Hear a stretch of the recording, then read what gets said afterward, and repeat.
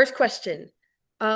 What can you give me a brief biography and an overview on your teaching experience? Sure.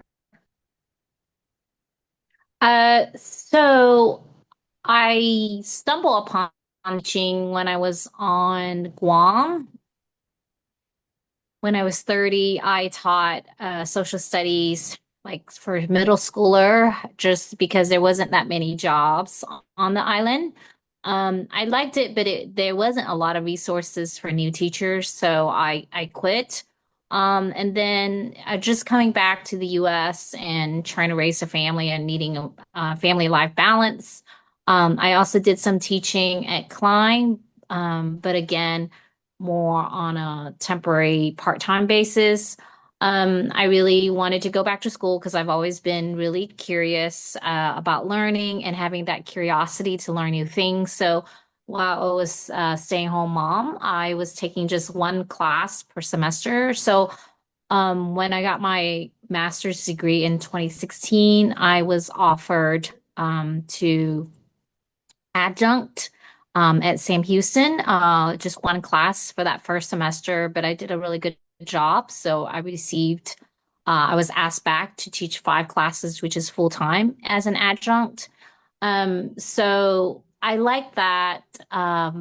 So for 2016 to 2020, I did adjunct the third time I came back Hmm. in 2023. And then a lecture position opened up, and I had an interview again for that. Went through the whole full interview for the whole day, and I received that. So that's a full time, 9 months teaching. And that's not on a tenure track. Tenure track is really different. But so I've been a lecturer, full time lecturer for the past 3 years. So I guess on and off, I've taught like 10 years. But at the university level, I guess I'm going on the sixth, seventh year right now. Cool. What compelled you to become a teacher?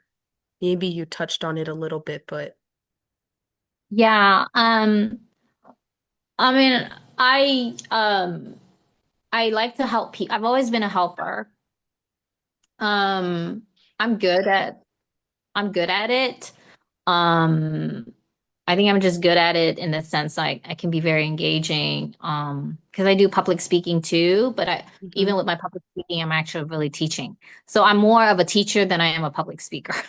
So even the talk that I just did, it was really for me to like teach to a bigger audience, Yeah. right? I kind of I think of it as a way of help, still being a helper and making the world a better place, but in a teaching format. Hmm. I felt it and I like it because I actually have gift for it. So that's kind of, I Hmm. think why I'm sticking with it. Yeah. Okay. What is your teaching philosophy? Um, I, so I had to develop that when I first started. Um, I, my sociology classes is not like say accounting where you have to remember the rules or you're just not going to do well in at the corporate level. That's not my Hmm. class. My classes are, I feel like, even for non-sociology major, is to make you into a better human being. It widens up your angle into life, and just so a lot of stuff I teach is a little bit controversial because I teach race. I teach social inequality. And sometimes I feel really bad for my white students, right? Because looking at history, the white people has done a lot of stuff according to books, right? So my teaching philosophy has been instead of asking just white folks to change, is everybody to look at themselves and look at all the biases they do have, the unconscious biases they do have. And if Hmm. they themselves, and the world becomes a better place, right? Part of my teaching philosophy is for us to self-reflect and see our shortcoming and to change ourselves. Next question is, do you enjoy your profession? Why or why not? Love it. I love teaching. Hmm. I love teaching because I can see the changes in the students, right? Hmm. I meet people where they're at. but I do love teaching for those who want to learn. And I also see the changes in them because a lot of the ism will get broken down with more education. Mm-hmm. So I do like that a Mm-hmm. lot.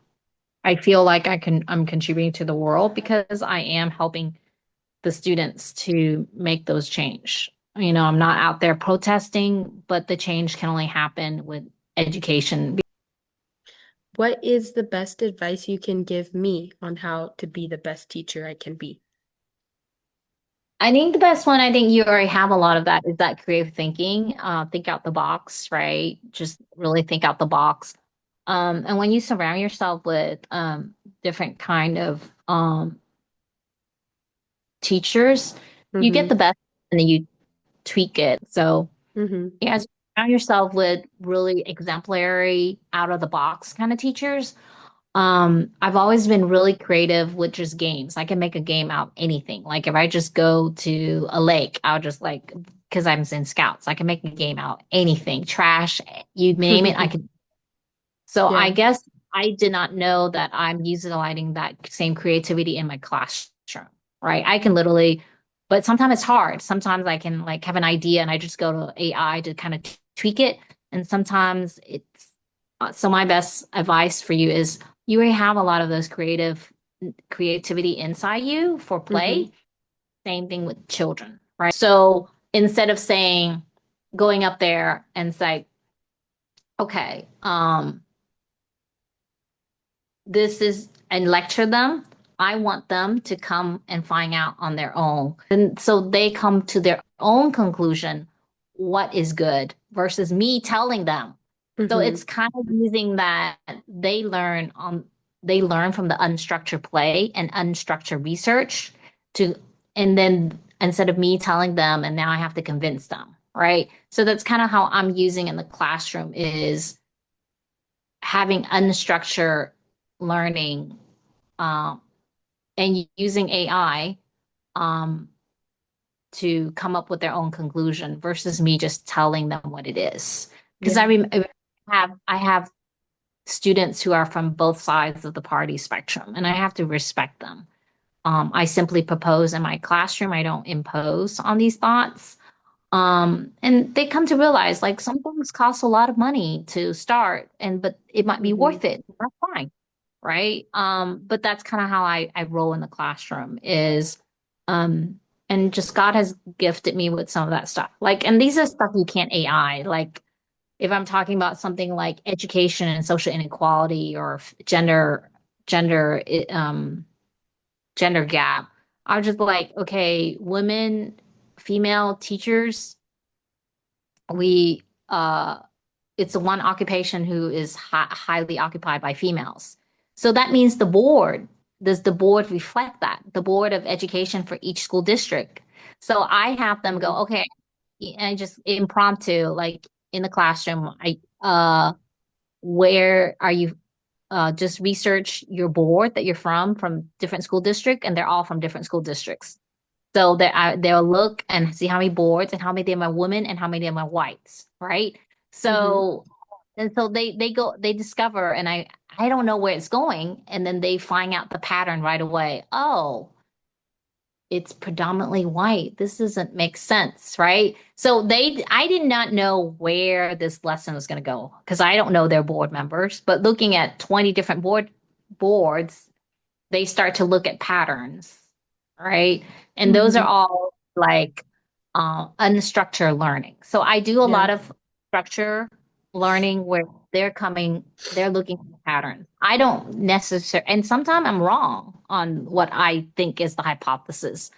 I'm glad because I've been doing that for a while. I'm glad that it's shifting to at least 60% women on the board even though this field seems like it's 80, 90% women, right? Yeah. Teaching is pretty high on the, but it's shifting, right? It used to be less than 50. So that's kind of how I play in the classroom. And you Okay. can't you don't AI that because AI doesn't have that kind of creativity yet. Mm-hmm. Yeah. Okay, well, those are all the questions that I had to ask, so thank you for answering those. That's Um, awesome.